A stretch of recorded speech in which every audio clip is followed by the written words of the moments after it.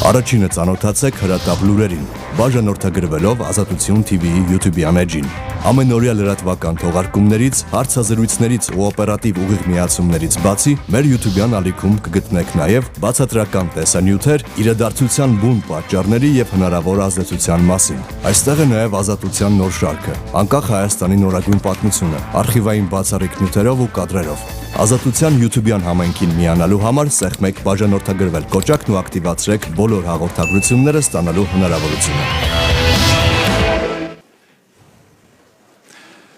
So good afternoon, everybody.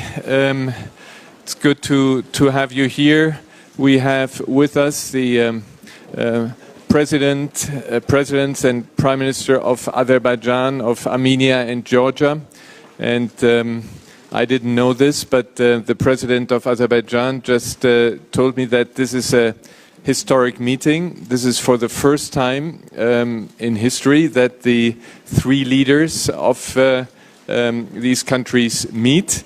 We have to check this in the history book. I know the foreign ministers met, but Helga Schmidt, the Secretary General of the OSCE, nods, and if she nods, this must be true. So thank you very much for joining us here. This conference, of course, as we all know, is happening 1 year after Russia's invasion of Ukraine, and this conference continues like last year to have this as the main topic. Now, your countries are not directly involved, but you are neighbors to Russia, and my first question is how has Russia's invasion, the war against Ukraine, how has this affected your respective countries? President Aliyev, if I may ask you.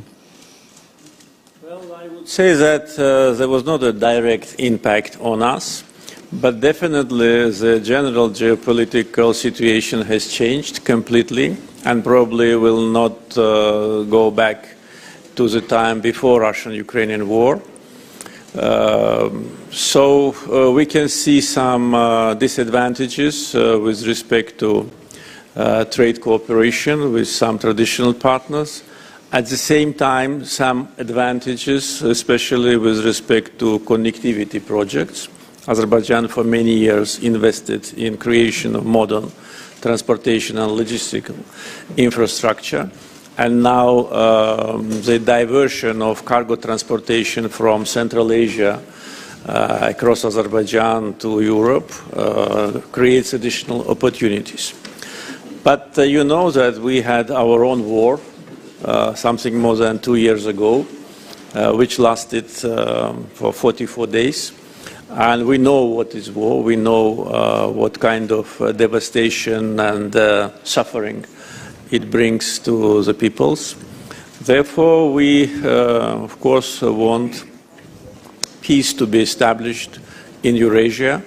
And I think that Azerbaijan and Armenia need to demonstrate that the transition from long-lasting standoff, mutual hatred, and hostility must end.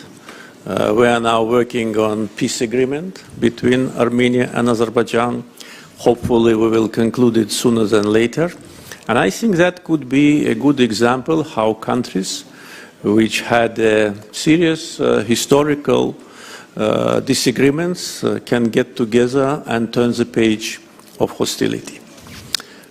So that would be my answer. Thank you very much. And before I ask the Prime Minister of Armenia to respond to this, I would pass through Georgia.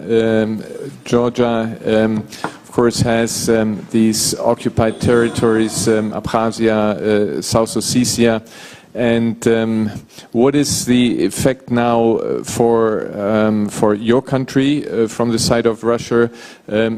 Are there still, how about the Geneva talks? Is there anything happening? How has this impacted you?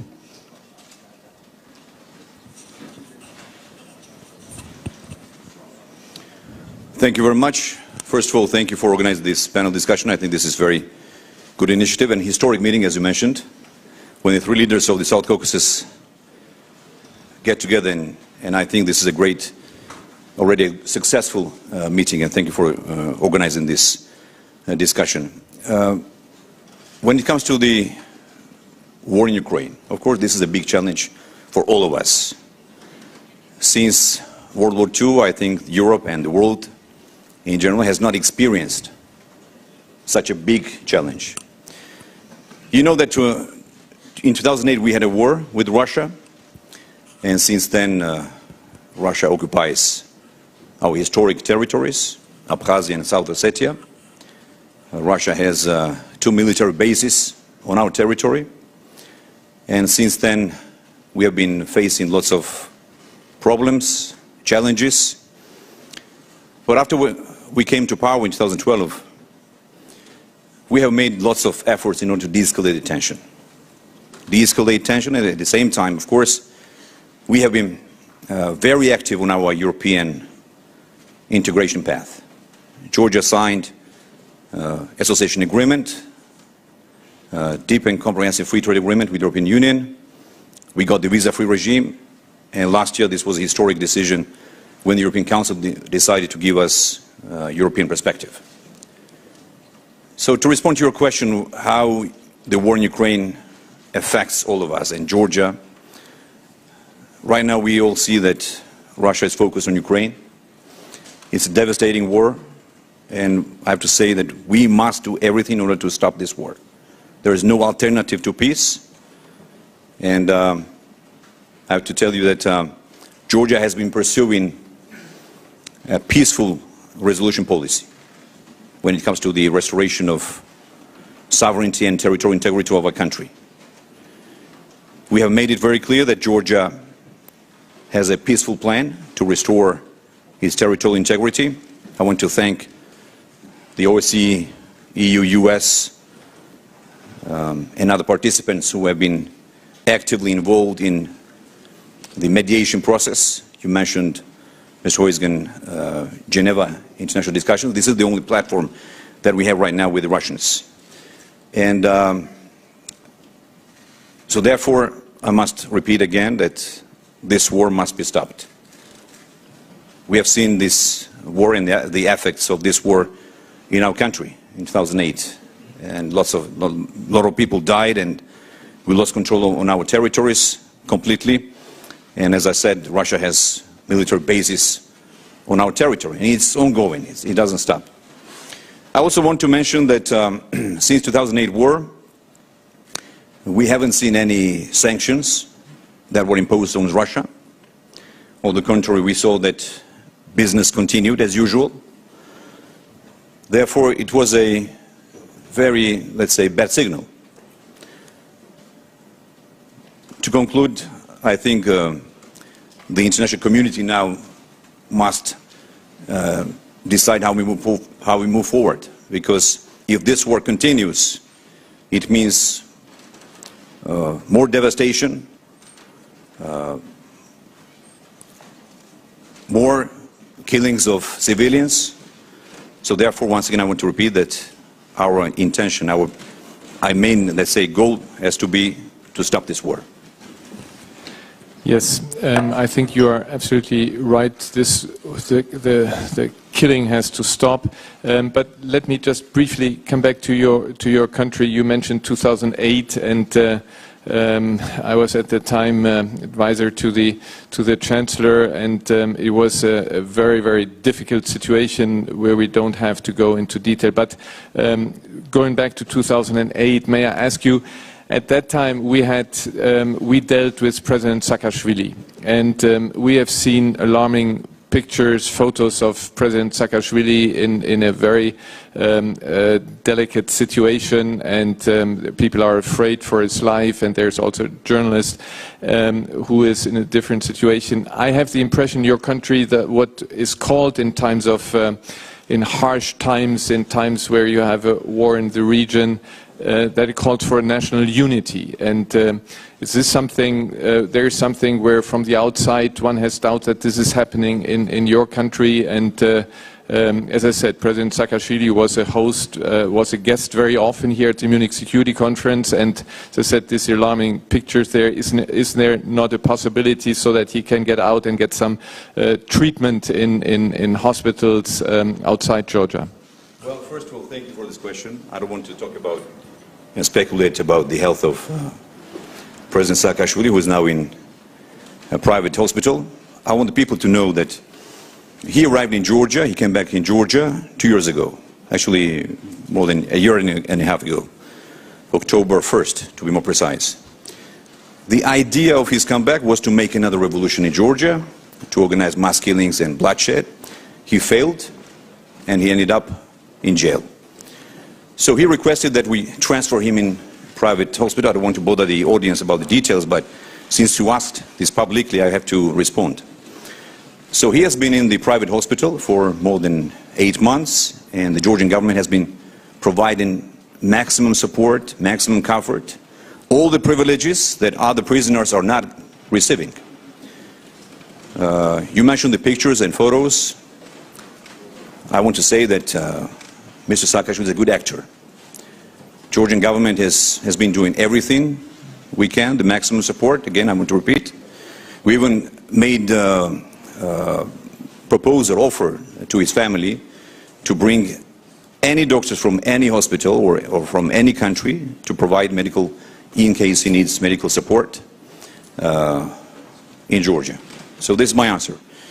And I also want to mention that probably you have seen lots of fake news, disinformation that has been spreading by the lobbying firms of Mr. Saakashvili and his family.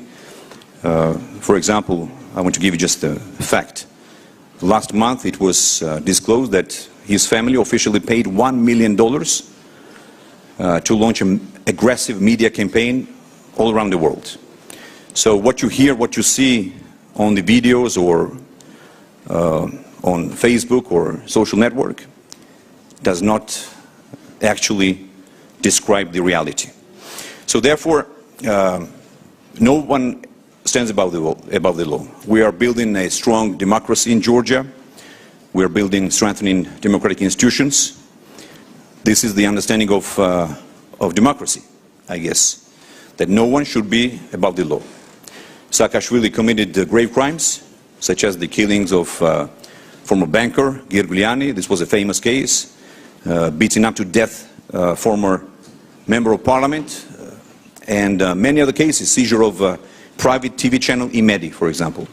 Plus, he added another crime, which is the crossing illegally state border. By the way, for your information, he spent 2 days in a container truck, refrigerator, when took a ferry boat from Ukraine, from Odessa, to come back to Georgia to do revolution. So this is the story. I didn't want to talk about this individual here at this panel to bother you all the details, but since you asked, Mr. Huygen, I want to respond about this. Yeah, I don't want to deepen into it, just a humanitarian appeal I would like to launch there. Prime Minister Pashinyan, coming back to the question I asked at the outside also to President Aliyev, the repercussions of the war of Russia against Ukraine on your country. Thank you. I also would like to express my gratitude to you and for organizing such a format. And really, I agree, maybe it is historic meeting, but it's very important to identify the content of the history that now is being created, because we can have different outcome, consequences or results, and I think we need to be result-oriented, and that is our approach. And as far as your question is concerned, you know, global instability can make things in our region better. Because, you know, for a long time, all international attention is concentrated on Ukraine, understandably, and it creates new risks for our region. And it's very important to keep the international attention to our region as well, because I think there are many risks to be managed. What is our approach to this whole situation? We stayed devoted to our democratic reform agenda, because we believe that democratic reforms, the development of democratic institutions, rule of law, human rights, independent judiciary, etc., would make the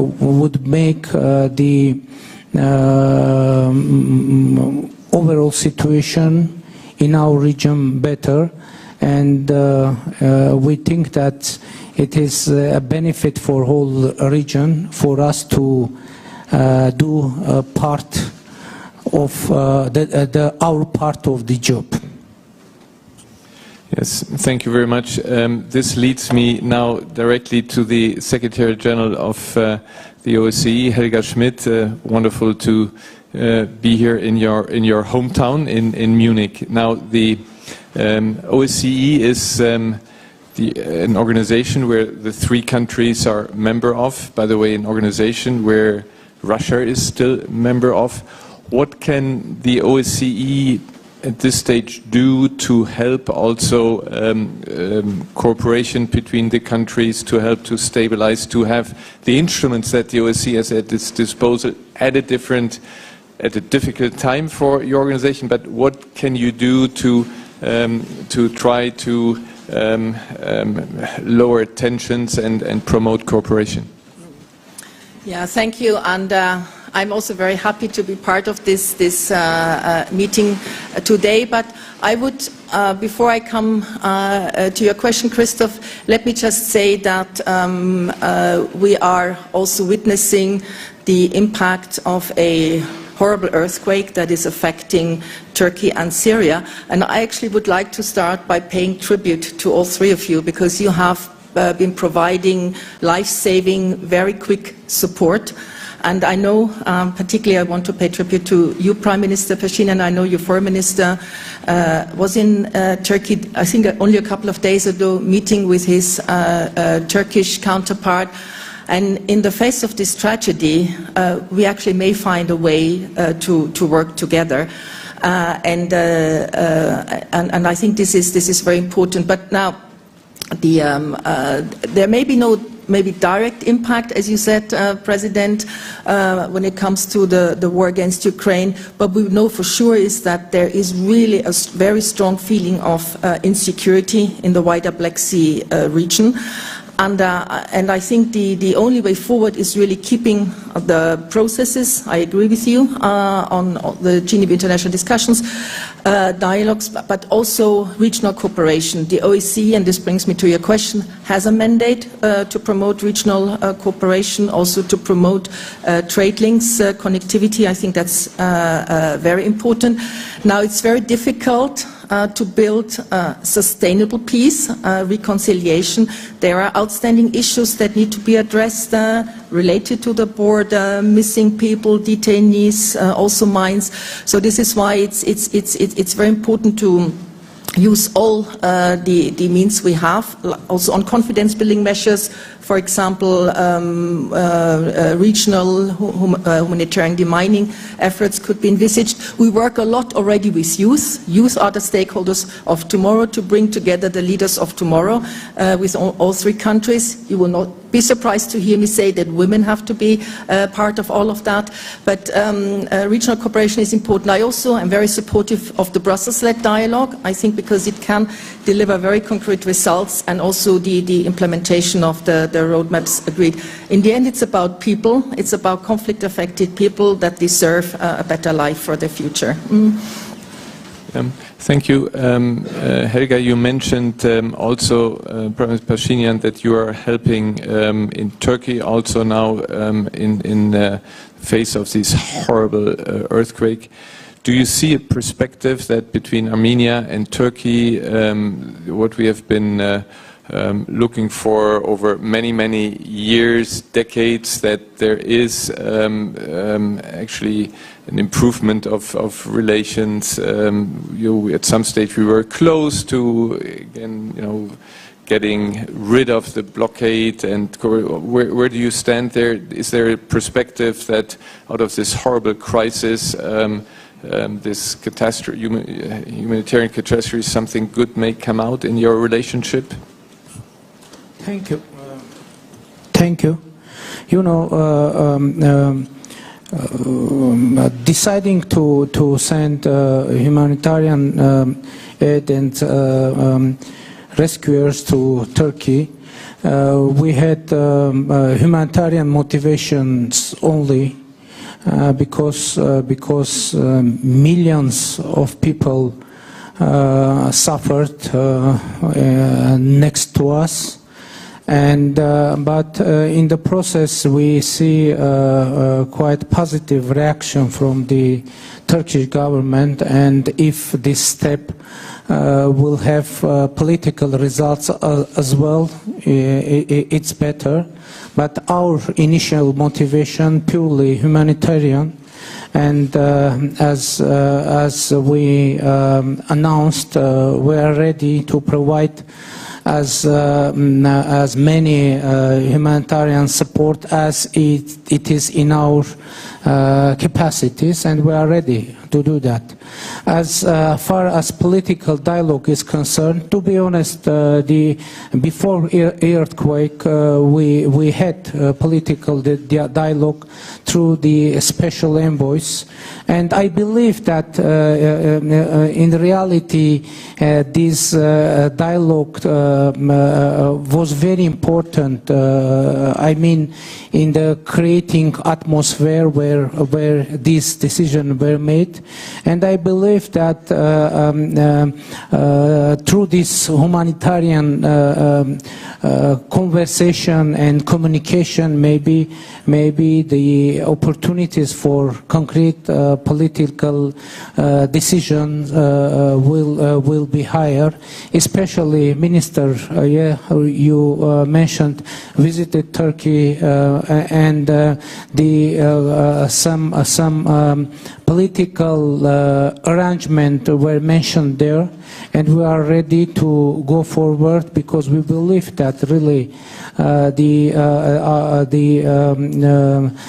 establishment of diplomatic relations with Turkey and the opening of our border would be very positive, not only in terms of our regional situation, but for international situation as well.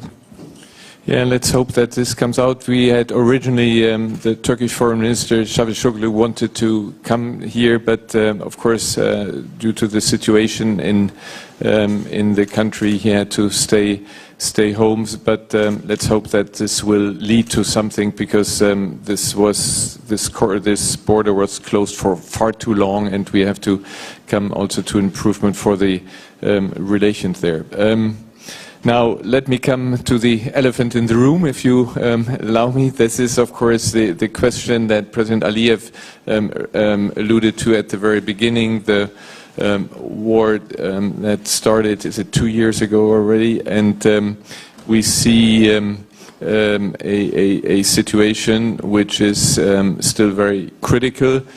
We are not here to do any negotiations, but of course we are, when you look at it, the outside, the international community, we are concerned about the humanitarian situation, and one looks always, as we have been looking right now with regard to humanitarian aid to Turkey, we are looking at humanitarian steps. We see the Lachin corridor that is seen from the outside blocked, and we wonder, and maybe Prime Minister, you can tell us a bit about maybe efforts to have some confidence building measures there to see that somehow the situation improves, and we would, of course, all, and afterwards I would like to turn to President Aliyev again, we would, of course, like to see that through some small steps we come to a de-escalation and come closer to a resolution of this conflict.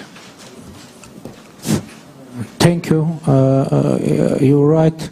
It's already 70 days that the Lachin corridor is blocked, and now, unfortunately, we have a humanitarian crisis in Nagorno-Karabakh and energetic crisis as well, because electricity supplies to Nagorno-Karabakh have been shut down, and the gas supplies as well have been shut down, and we counted, and during last 70 days the gas supplies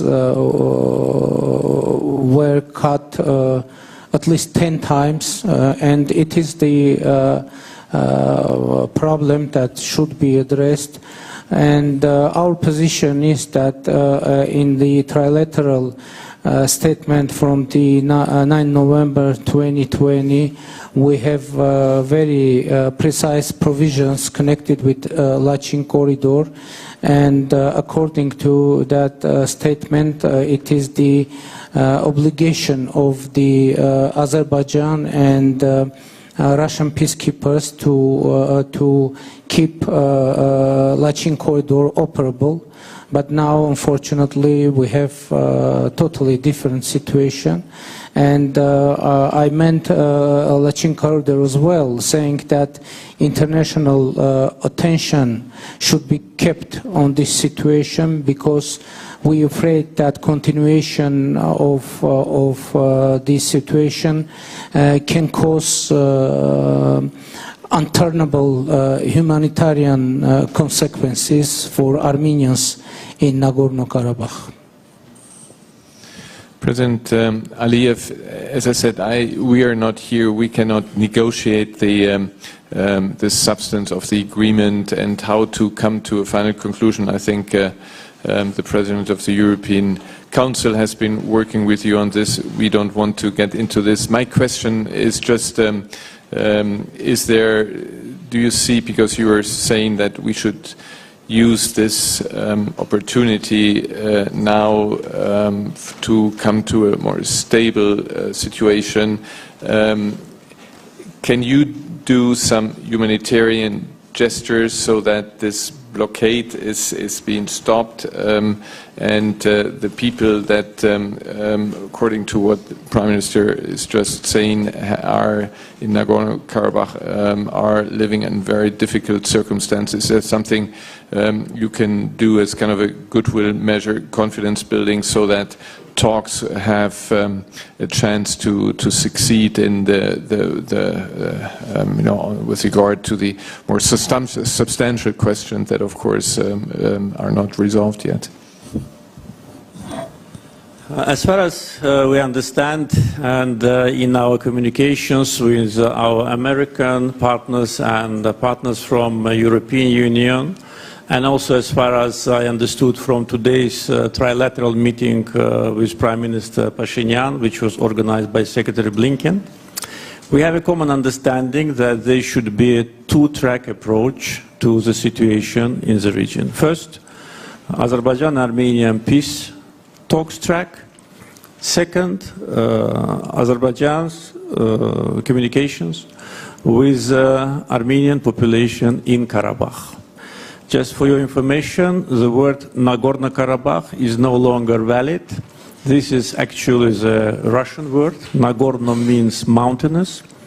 And in Azerbaijan, there is not such an administrative unit like Nagorno-Karabakh.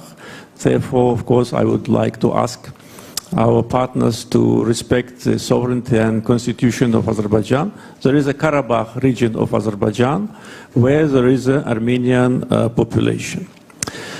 So this two-track solution actually separates our talks with Armenia from our internal issues like our communications with Armenians in Karabakh. And also it was agreed with our international partners that there will be discussions on rights and securities of Armenian minority in Karabakh. And we are ready to do it, but with those representatives of Armenian community who lived, who were born, and who lived in Karabakh throughout their life, but not with a person who was exported from Russia to have the leading position in Karabakh. Maybe exported is not the right word. I would probably prefer the word smuggled into, because nobody knows how he emerged in Karabakh and how he is trying and achieving to go back to Yerevan, and from there to Moscow, and then back to Yerevan, and then to Karabakh. Only this fact demonstrates that there is no blockade. Second fact which demonstrates that there is no blockade is that since 12th December until today, when our activists from civil society came to the checkpoint, there have been more than 2,500 vehicles, including trucks, of Russian peacekeepers and the representatives of Red Cross. Almost 100 medical patients from Karabakh were taken by Red Cross to Armenia for treatment. So how can we call it a blockade when there is an open road? And if Armenians in Karabakh try to use this road, I'm sure no one will stop them. So this is important to understand the current situation. And also, in order to properly evaluate the current situation, we need to go back a little bit to the history. For almost 30 years, our lands were under Armenian occupation. Prime Minister Garibashvili mentioned that in 2008, after the Russian-Georgian war, there were no sanctions imposed on Russia. But I also can say that Armenia occupied 20% of Azerbaijan's territory, violated international law, did not comply with UN Security Council resolutions for 27 years, and no sanctions were imposed on them. And we always were asking for sanctions to Armenia to be imposed to avoid the war. We were waiting for Minsk Group to deliver result. We were waiting for Security Council of United Nations to respect their resolutions. But we thought that there is no movement, and there is a common understanding that this conflict is frozen. So we proved that it is not frozen. We had to fight. We have to sacrifice 3,000 lives in order to restore our dignity, our territorial integrity and justice, and implement UN Security Council resolutions. Therefore, we cannot take out of the context today's situation in Karabakh or our communications with the Armenian community there, and just forget about 30 years of occupation, forget about that the territory equal to the territory of Lebanon is totally in ruins. And that was done not by aliens, that was done by our neighbors who came, occupied our land, made 1 million Azerbaijanis homeless, destroyed 65 out of 67 mosques, desecrated them, and then when we kick them out, they now plead for justice. They accuse us of occupation, those who occupied us for 30 years. And also one thing is also should not be forgotten, that the trilateral declaration of November 2020, which Prime Minister referred to, actually de facto is a capitulation act by Armenia. We fought the war, and the results of the war have been accepted by international community and by Armenian society. And the best indicator to that was a new mandate which Armenian population gave to Prime Minister. And that was a mandate for peace. Therefore, we need to look to the future. And I think that if we look to the future, and today is, as we discussed just prior to the session, is a historical day because for the first time 3 leaders get together in the independent countries. There was cases like that during the Soviet times. And we should not miss this opportunity. Karabakh Armenians are Azerbaijani citizens, a minority. Azerbaijan is a multi-ethnic country. and all minorities in Azerbaijan enjoy same rights and privileges, including cultural, linguistical, and any other, and also security. And we're ready to start practical communications with representatives of Armenian community in Karabakh. And today, in front of Secretary Blinken, I told my Armenian colleague about that, but we can do it only when Russian citizen, criminal oligarch, person who was involved in money laundering in Europe, Vardanyan, is out of our territory. Now, as I said, we cannot replace negotiations here, but I would like to give the Prime Minister Pashinyan, a possibility to react to what he heard from President Aliyev. And then also I would like to give the audience, of course, a chance to ask questions to the panelists. Prime Minister. Thank you. About Nagorno-Karabakh, you know, President mentioned trilateral statement, and on that trilateral statement we have provision, and we have Nagorno-Karabakh on trilateral statement, and we have signature of the President of Azerbaijan under this document. And we have Lachin corridor that should be freely operable. And by the way, according to that trilateral statement, out of control of Azerbaijan, and it is according to the signature of President of Azerbaijan. And recently, you know, some Armenians children from Nagorno-Karabakh, they tried to travel by bus through Lachin corridor, and they were stopped and masked. Some Azerbaijani persons with masks intruded into bus, and children there were screaming. And that was the last attempt of the Armenians on Nagorno-Karabakh to freely commute through Lachin corridor. President Aliyev mentioned destroyed mosques. You know, I would like to say that in 2017, in Azerbaijan, several mosques were destroyed for building new roads. And President Aliyev mentioned that several, I don't know how many thousand mosques that were destroyed. And by the way, in the Soviet time, and when in Azerbaijan, approximately 1,560 mosques were destroyed, and that it was the usual thing for Soviet Union. In Armenian in Soviet time, churches were destroyed, mosques were destroyed, and you know, Armenians of Nagorno-Karabakh, they shouldn't pay the debts from the Soviet time. And you know, it's very important. It is very dangerous narrative, because I'm afraid sometimes there is an impression that Azerbaijan want to give some religious context to this whole situation.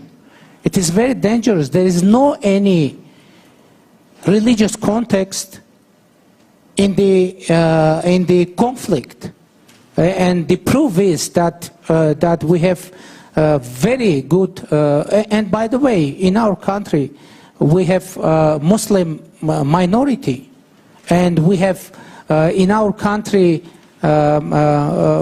acting mosque, And that is the reality. And you know, the wording of Azerbaijan, what is concerning? Using the wording of such kind of almost offensive wording, capitulation, etc. You know, from a side, it can be impression that now Azerbaijan want to show that, and that is maybe reality, that Azerbaijan adopted a revenge policy. You know, revenge policy, and maybe that is the policy of Azerbaijan. But as it was mentioned, we have very complicated history. And I just said, yes, maybe it is historical meeting, but for what purpose we want to use this? For inflaming intolerance, hate,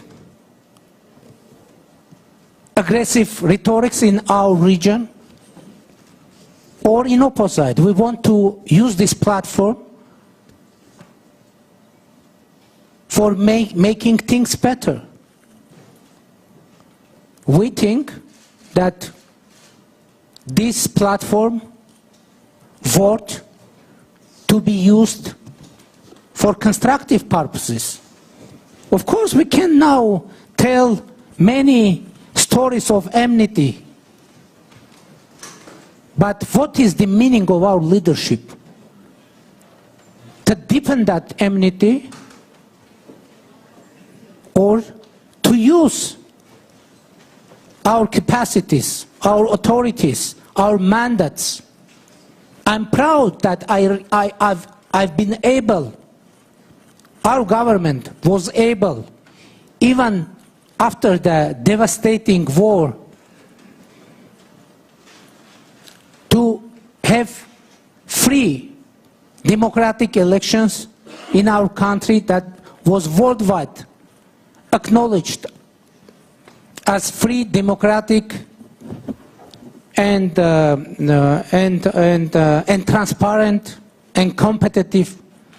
And as I said, from our point of view, is the solution is democracy, the solution is transparency, the solution is dialogue, the solution is respect for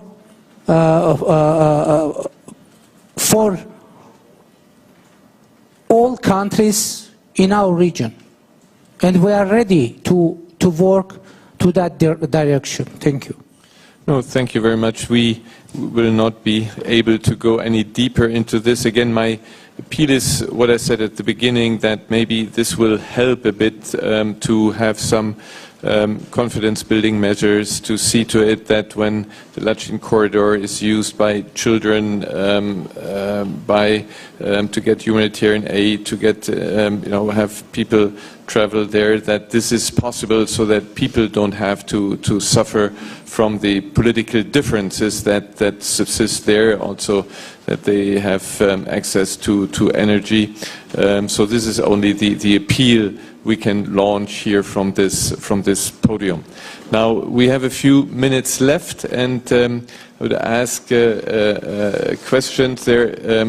This is a topic where you can have not ask questions but give a long statement. So I just warn you, please, only short questions. Yes, please. Thank you very much. I'm Yulia Smilovskaya, Globsec Kiev office. My question I'd like to put with regard to one common denominator that would probably be much easier for the President and two Prime Ministers to answer with regard to Russia. So basically, have the situation, the war in Ukraine, which was unexpected to most of us, forced you to reconsider your perception of Russia, because right now it is saying that Russia has turned itself from the point of stability into the country of instability in terms of security. So in this case I see a bit of developments on all the sides with all the countries. So the question to the Prime Minister of Armenia is, You mentioned a couple of times that collective treaty, security defense treaty organization is not very productive at the moment, and raised this issue that Armenia might be leaving it. So could you dwell a bit more on these prospects? Then for the Prime Minister of Georgia, we reassessed the calculations about the potential strategic moves of Russia. While they are losing in Ukraine, they might be considering of making some blitzkriegs in the countries they consider much more vulnerable and easy targets like Moldova and Georgia. Do you see this threat for your country? And for the President of Azerbaijan, you mentioned these negotiations and talks with the participation of US as mediator. So it looks like Russia has lost this role with regard to Nagorno-Karabakh. Could you comment on that, please? Thank you. I mean, these are very good questions, but this is very unfair because by having three people, there is so. But since you're from a partner organization, well, what choice do I have, Prime Minister? Well, you know, and it was public and transparent. We have some concerns connected with the CSTO, and we raised those issues with our partners, and actually we made it public, and we are working, and the concerns are there in the place, and we are working to address all the issues and all the questions and concerns that we have. Thank you for the question. You mentioned about the threats that are coming from Russia. Well, first of all, I have to say that, you know, talking to our European friends, American friends, our international partners, everybody has the same position, that we're not in a position now to say something more precisely, concretely, right? What will happen in Ukraine? Of course, the consequences, the result of this war will have impact on countries like Georgia, you mentioned Moldova. Let's be very frank, on the entire European security architecture, on the world. Because what Russia is trying to do now is they're trying to change the international order, rules-based international order. So I think what the experts have been saying to us, within 2-3 months we will have a clearer picture about where we are. So you know about Georgia. Georgia is partially occupied. 20% of our territory is occupied by Russia. We experienced this war in 2008. We had indirect, let's say so, war in the beginning of the 90s when the separatists in Abkhazia and Ossetia were backed by the Russians. So we have a good experience. So therefore it's really hard to say what will happen. I think time will show us where we are now, where will be the world, the region, and Europe after Ukraine. So, but I have to repeat what I said in my opening remarks. There is no alternative to the peaceful negotiation and peaceful talks, because we have witnessed that nuclear war rhetoric has come back, which is catastrophic for the entire world, not only for Ukraine and for Europe, but for the entire planet, right? So therefore we must expect that big players such as United States, China, Russia, European Union will sit down and talk about the future of this planet. Because once again, the war is not a solution.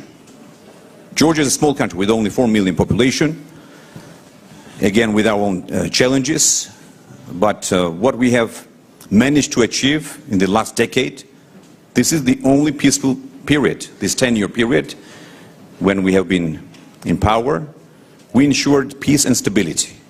This is what people need. We need peace, stability, and prosperity. So by war, we cannot achieve prosperity, we cannot achieve stability. Thank you. And President Aliyev. We have several platforms to address issues related to normalization of Azerbaijan-Armenian relationship. One of them is so-called Brussels format, and yesterday during the meeting with the President of European Council, Mr. Charles Michel, we once again reconfirmed our commitment to the Brussels process. Today, during the trilateral meeting hosted by Secretary Blinken, we also discussed also Brussels process as a trilateral format. And I think there is a common understanding that this is only trilateral, EU, Azerbaijan, and Armenia. There is certain legacy from the so-called former Minsk group, which already retired and actually do not exist, maybe exist only on the paper. Therefore, the former co-chairs of the Minsk group, which actually did not deliver any result for 28 years, they still have some leverage on the situation. Therefore, we have a platform which is hosted by United States, by Russia, and now by European Union, but no longer by France, because of one-sided pro-Armenian position of the French government. And it is clear that when you are a mediator, you cannot take sides, and you cannot demonstrate that you take sides.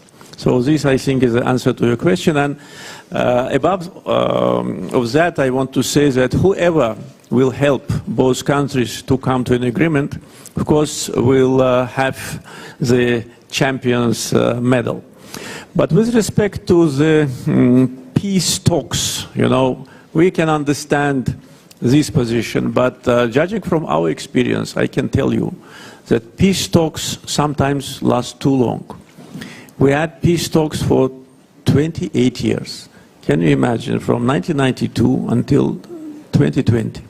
And if we did not resolve Karabakh conflict on the battlefield, these peace talks would have continued for 28 years more.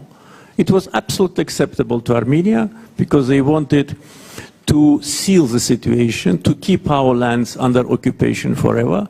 It was acceptable for Armenian friends in different parts of the world, but it was not acceptable to us. And we were preparing. We were mobilizing our efforts. We were growing new generation which came and liberated the lands which they have never seen because they were young, and they were not even born when Armenia occupied our land. Therefore, peace talks, yes, I am not against, but you have to restore justice by force, and this is your legitimate right. This is right given to you by Chapter 51 of United Nations, and we use that right, and we fought on our territory. Our war was war of liberation, and that's why it was a just war. Our war was not a war of occupation, and that's why we didn't have a single one from our army who left the battlefield. For 44 days, when our cities and villages were shelled by Iskander missiles, no one left the battlefield. In Armenia, there have been 11,000 deserters. Why? Not because they were losing on the battlefield, because their war was occupational war. There was no motivation for people who were born in Armenia to go to Azerbaijan and to fight for the land which do not belong to them. And what we've seen as one of the results of our liberation war, the main factor is motivation. Weapons, important. Tactics, important. Planning, very important. But motivation is number one. And you cannot conquer the people who want liberty. They can wait like we waited for 28 years, but one day they come to their land, they kick out the aggressor, and they put their flag on top of all our historical buildings. Well, thank you very much for participating in this forum. We did not have, of course, the expectation that we would solve the issues that are unresolved until now. My appeal again to all of you, to all three of you, to look at humanitarian gestures that you can do to improve the situation of people independent then of, with regard to Armenia and Azerbaijan, of these talks. And I hope that these talks under the auspices of the European Union will yield a lasting success. And then I propose that in a year from now we meet here again and see where we stand. So thank you very much for participating, and thank you very much, Helga, for continuing to work on the one way forward, confidence building measures, OSCE measures where you can work together. So thank you very much. Առաջինը ծանոթացեք հրատապ լուրերին, բաժանորդագրվելով Ազատություն TV-ի YouTube-յան էջին։ Ամենօրյա լրատվական թողարկումներից, հարցազրույցներից ու օպերատիվ ուղիղ միացումներից բացի, մեր YouTube-յան ալիքում կգտնեք նաև բացատրական տեսանյութեր իրադարձության բուն պատճառների եւ հնարավոր ազդեցության մասին։ Այստեղ է նաև Ազատության նոր շարքը, անկախ Հայաստանի նորագույն պատմությունը, արխիվային բացառիկ նյութերով ու կադրերով։ Ազատության YouTube-յան համայնքին միանալու համար սեղմեք բաժանորդագրվել կոճակն ու ակտիվացրեք բոլոր հաղորդագրությունները ստանալու հնարավորությունը։